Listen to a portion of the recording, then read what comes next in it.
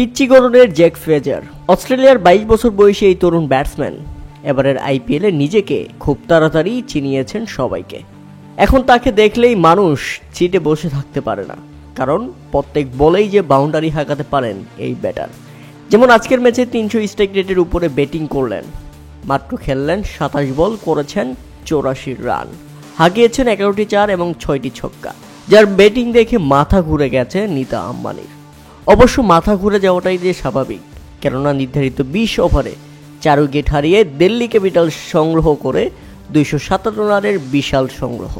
আর জবাবে ব্যাটিং করতে নেমে শুরুতেই ব্যর্থ মুম্বাই ইন্ডিয়ান্সের 2 ওপেনার। 8 বলে 8 রান করে ফিরে যান রোহিত শর্মা, তবে দলকে একাই টেনে নিয়ে যাচ্ছিলেন তিলক ভার্মা। তবে সেখান থেকে 24 বলে 46 রানের দারুণ ইনিংস খেলেন হার্দিক পান্ডিয়া। শেষ দিকে টিম ডেভিড কিছুটা ফিনিশ করার চেষ্টা করলেও সেটা শেষ পর্যন্ত সুখকর হয়নি।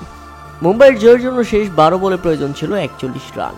তখনও উইকেটে স্বীকৃত ব্যাটসম্যান তিলক ভার্মা এবং মোহাম্মদ নাবির। 19তম ওভারের প্রথম 3 বলে 6 রান চলে আসে, তবে মোহাম্মদ নবীর উইকেট হারাতে হয়। পরের 3 বলে চলে আসে 10 রান, তাতে শেষ ওভারে প্রয়োজন ছিল 25 রান। আর শেষ ওভারের প্রথম বলেই দুঃখজনক রান আউটে কপাল পড়ে যায় মুম্বাই ইন্ডিয়ান্সের। 32 বলে 63 করে ফেরান তিলক ভার্মা।